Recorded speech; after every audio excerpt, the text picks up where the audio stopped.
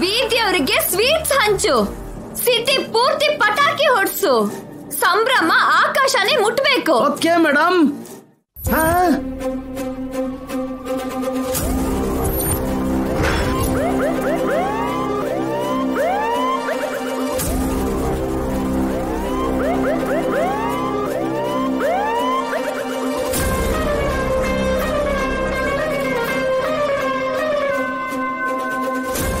ಅಷ್ಟಕ್ಕೂ ನೀವು ಮನುಷ್ಯರೇನಾ ಅಥವಾ ಈ ಭೂಮಿ ಮೇಲೆ ಉಳ್ಕೊಂಡಿರೋ ರಾಕ್ಷಸ್ರ?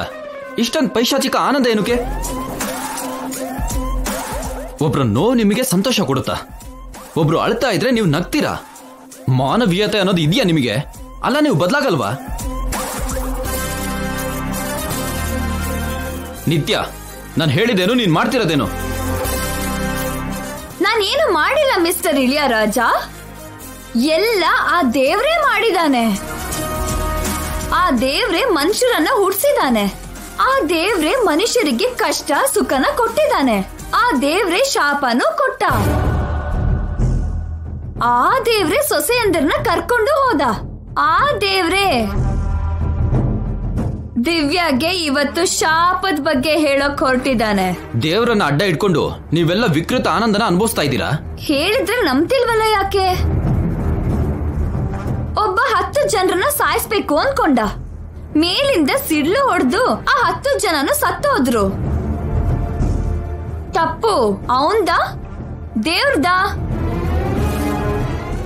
Same to same. ನಾನು ಶಾಪದ ಬಗ್ಗೆ ಹೇಳ್ಬೇಕು ಅನ್ಕೊಂಡೆ, ಅವ್ರಿಗೆ ಗೊತ್ತಾಗೋಯ್ತು. ತಪ್ಪು ನಂದ? ಜಾಣ್ಮೆಯಿಂದ ಮಾತಾಡ್ಬೇಡ ನಿತ್ಯ.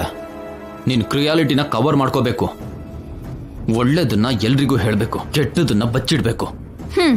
ಇನ್ನು ಬಚ್ಚಿಡೋದಿಕ್ಕೆ ಏನು ಇಲ್ಲ ಸರ್. ಎಲ್ಲ ಬಹಿರಂಗ ರಹಸ್ಯ ಆಗೋಗಿದೆ. ಅಭಿಗೆ ಯಾವತ್ತೋ ಶಾಪದ ಬಗ್ಗೆ ಗೊತ್ತಾಗೋಗಿತ್ತು. ಇವಾಗ ದಿವ್ಯಾಗೆ ಗೊತ್ತಾಗತ್ತೆ. ಇನ್ನೊಂದು ಟ್ವಿಸ್ಟ್ ಹೇಳ, ಶಾಪ ಆ ಮನೆ ಸೊಸೆಗಲ್ಲ,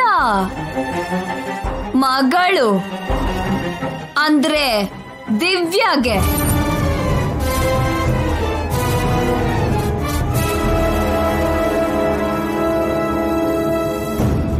ಆ ಶಾಪ ಕೂಡ ನನ್ನ ಹಾಗೆ ಅವಾಗ ಅದ್ರ ದಾರಿನ ಬದಲಾಯಿಸ್ಕೊಳ್ಳುತ್ತೆ, ಹಾಗೇನ ಫಾರ್ವರ್ಡ್ ಮಾಡತ್ತೆ.